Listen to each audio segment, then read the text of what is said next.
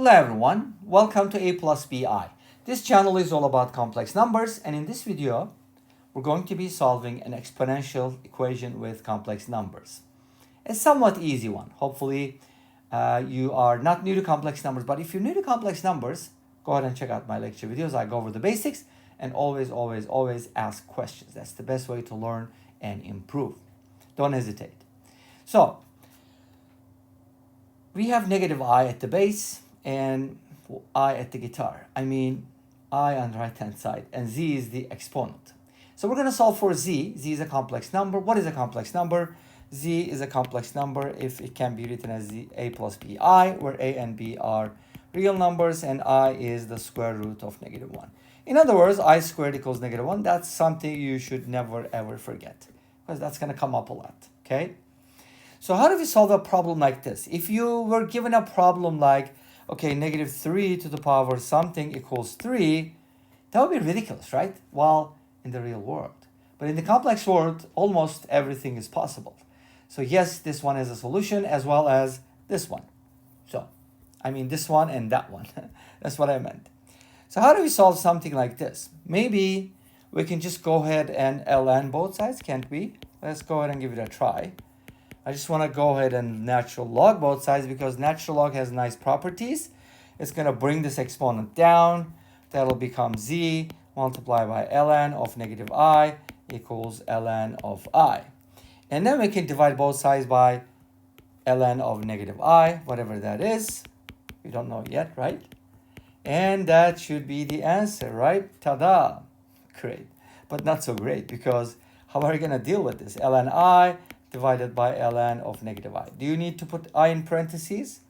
You may if you want. I don't. No big deal, but it's usually understood. But some people like to do that, so that's fine too. I don't mind. So can we just get rid of ln and end up with negative 1? No, that's not something you should be doing, because you can't just do that. I mean, come on. If you had, let's say, something like ln 4 over ln 2, would that be 4 over 2 and just 2? No. Then ln 6 over ln 3 would be the same, but we know that they're not equal. Okay, that's not a rule. That's totally incorrect. Don't do it, okay? Don't try this at home. So, yes, as long as you can find out what ln I is, you can solve this problem, obviously. Let's talk about natural log of a complex number. That's called complex logarithm. So to find the logarithm of a complex number like a plus bi, we basically find the modulus. So this number is the absolute value, has an absolute value, which can be written like this. And then I can write this as argument of a plus bi. By the way, argument is the angle. So whenever you plot a complex number, we almost always use the first quadrant because it's easier to understand, where everything is positive. We have an angle theta, and of course the distance from 0 is called the absolute value, which is denoted by r usually, or absolute value of whatever number is, right? So this is actually, to be more specific or maybe more general, this is the ln of the absolute value of a plus bi, which is square root of a squared plus b squared from Pythagorean theorem. You get the idea? Okay, awesome. But what do you know about the argument? Argument, we don't know it, but it's theta, and we know tangent theta is b over a. So sometimes, under certain conditions, theta can be written as arctangent of b over a. Of course, it could also be pi minus that, or the opposite of this angle. Depending on which quadrant you're in, you need to figure that out. There's actually a more general way to write it, and I believe I've gone over that in one of my videos, but I forgot. I was looking for a video because somebody posted a problem on Twitter and also made a post about it, by the way. Well, actually, not that problem. Never mind. That's a different thing. I'm getting confused here. But anyways, there was a problem that somebody posted. Maybe I'll share with you.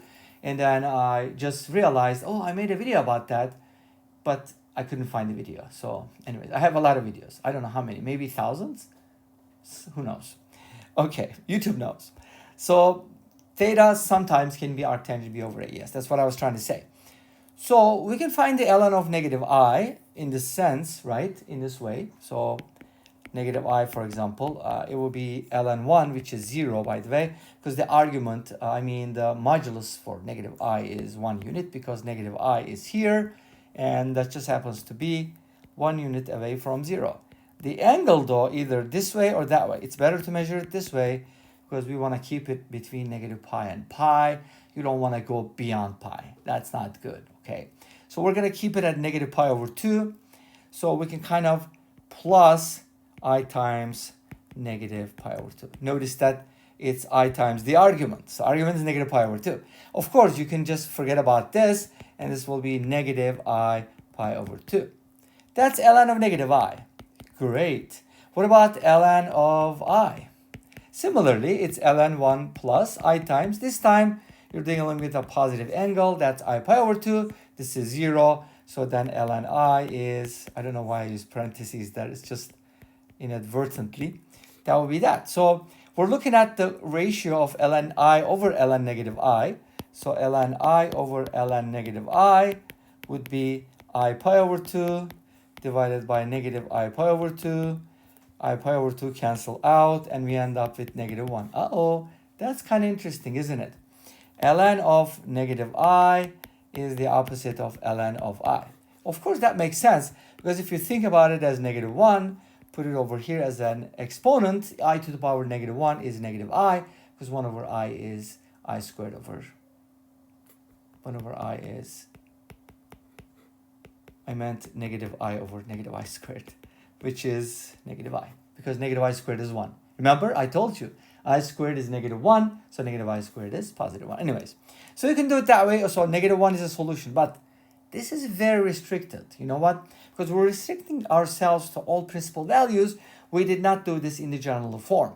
How can we do that? I'm going to show you with the second method, so let that be the first method. And with the second method, I think I have a better approach, which is kind of more technical, a little bit more rigorous. We're going to write both of these in exponential form, but we're going to use the general angle. The argument will be pretty much, what is it called? It's not going to be the principal argument, in other words. So this will be e to the power, modulus is 1, so we can write it as r e to the I theta. I go over all these in the lecture notes. Go ahead and check them out if you need to. I also have another channel called Cyber Math, cyber with an S, where I go over algebra, number theory, and geometry. Oops, I didn't do geometry recently, so I apologize. But I do trigonometry and other stuff. Okay, let me know what you think. So negative I can be written as e to the power negative I pi over 2. But again, I'm going to write this as follows. I'm going to multiply I by negative pi over 2, but I'll add 2 pi n as a multiple. So n is an integer. And for I, I'm going to write it as e to the power I times pi over 2 plus 2 pi k. Some people say that you don't really need the n on the left-hand side, so you just k might suffice, but I'm not exactly sure. We'll see how that goes. So from here, we should be getting something like this. I times negative pi over 2 plus 2 pi n equals I times pi over 2 plus 2 pi k. K and n are integers. I cancels out. We can also divide both sides by pi, and that gives us negative 1/2 plus 2n equals 1/2 plus 2k. And if you put these on the same side, something interesting. Oops, what happened to z? Sorry about that. I just made it disappear totally. Sorry about that. I don't know, like, where's the z? Just disappeared. So z is there, of course, and then we can now write it z as follows. I times pi over 2 plus 2 pi k divided by I times negative pi over 2 plus 2 pi n. And then we can cancel out the i's. We can divide by pi. That'll give us 1/2 plus 2k and negative 1/2 plus 2n. And then we can multiply top and bottom by 2. And then that should give us z equals 1 plus 4k divided by negative 1 plus 4n. But again, some people say you don't need the n because the exponent, the exponentiation, will take care of all possibilities. So you do not really need an n there. So what happens if you keep the n, say k equals 1 and n equals 1, then from here you get something like z equals 5 over 3. Now the question is negative I to the power 5/3 equal to I? That's a good question because you're dealing with cube roots. The principal value might coincide, but there are 3 cube roots, so that's kind of a little bit of problematic. So let's just go ahead and assume n equals 0. That should give us z equals 4k plus 1 divided by negative 1, which can be written as negative 4k minus 1. Again, this could be changed. You could just replace k with negative m. You could even do this. You could replace k with negative m, let me think about this, minus 1. And that would give you z equals negative 4 times negative m minus 1 minus 1. That would give you z equals 4m plus 3, which is a better way to express numbers mod 3 mod 4. Okay, that's what I was trying to talk about. So if m is 0, you get 3. If m is negative 1, you get 1 or negative 1, so on and so forth. All these should be solutions. Well, let's go ahead and check out Wolfram Alpha. Wolfram Alpha, you use the negative solution. That's not good. Anyways, this brings us to the end of this video. Thanks for watching. I hope you enjoyed it. Please let me know. Don't forget to comment, like, and subscribe. I'll see you next time in another video. Until then, be safe, take care, and bye-bye.